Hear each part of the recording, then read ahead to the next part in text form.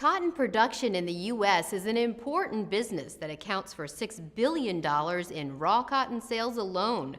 That translates into an annual impact of $25 billion from cotton products and services for the U.S. economy.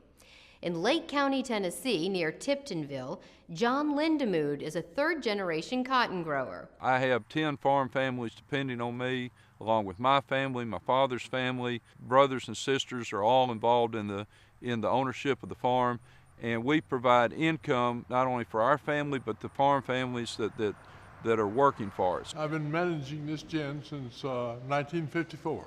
It's one of the few industries we have in this county now, and it's important, and from that point of view, the payroll is important to the county, and providing the farmers a place that they can get their cotton gin. Farming is in everybody's blood. Even if you are not a farmer in Lake County, you're directly affected by it every day.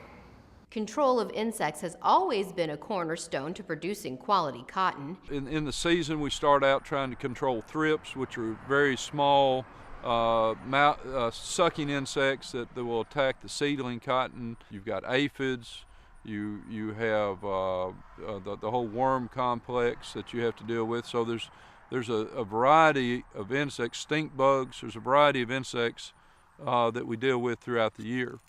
One of the newer classes of products, called neonicotinoids, provides growers with selective insect control. That means they can control unwanted pests while allowing beneficial insects to thrive.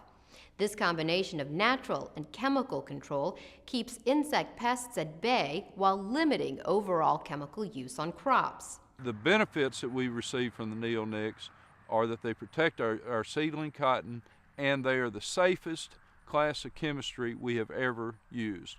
They absolutely provide a level of safety for our employees in handling it that we've never had before. They're very selective in the insects that they will control, which has the benefit of protecting our beneficials. We depend greatly on beneficial insects to control our pest. There is, however, controversy around the use of neonicotinoids in production agriculture due to broad concerns about honeybee health. However, most scientists and bee experts agree that multiple factors are challenging the health of honeybee colonies, including parasites, diseases, inadequate nutrition, weather, and hive management practices. Scientific studies have concluded that poor bee health correlates well with the presence of the varroa mite and other bee diseases, but not with exposure to agrochemicals. To help protect bee populations, beekeepers and cotton farmers have started working closely together. We are working a lot with different states' leadership to help them understand more about the state cooperative management plans. And the plans basically are to improve communication between beekeepers and the farmers. So I think that it's known that the products we're using now are much safer than what we were using 15, 20 years ago. And they're not as harsh on the bee colonies. And many of the beekeepers have even acknowledged that.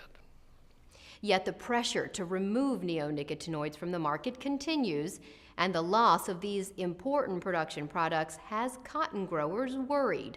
If we lose those and we no longer have our seed treated with those and we have to start spraying, we revert back to carbamates and organophosphates, the tools that are available in our tool chest. They are broader spectrum insecticides. They are more expensive, and by spraying earlier in the season, we're depressing the beneficials, which means more spraying and increases our cost, to the point that we'll have to consider very strongly whether to raise cotton. I've heard this voiced over and over again in my conversations with other farmers, that just may be the tipping point. If the price of cotton drops below production cost, a farmer will survive for a year or two. But at that point, he'll decide to pull out of cotton.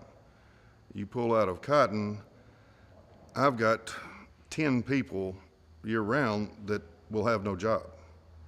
It would be disastrous for this country if the farmers got out of cotton for a year or two we'd lose the infrastructure, the cotton gins, the warehouses, they close down, they're converted to other uses, mothballed. You don't get back in the cotton business. By keeping new technology in the battle to control insects, communities such as Tiptonville can continue to grow the cotton they've come to depend on. The same is true everywhere in the U.S. Cotton is produced to compete on the world market and sustain our economy. This is why growing matters. Find out more at growingmatters.org.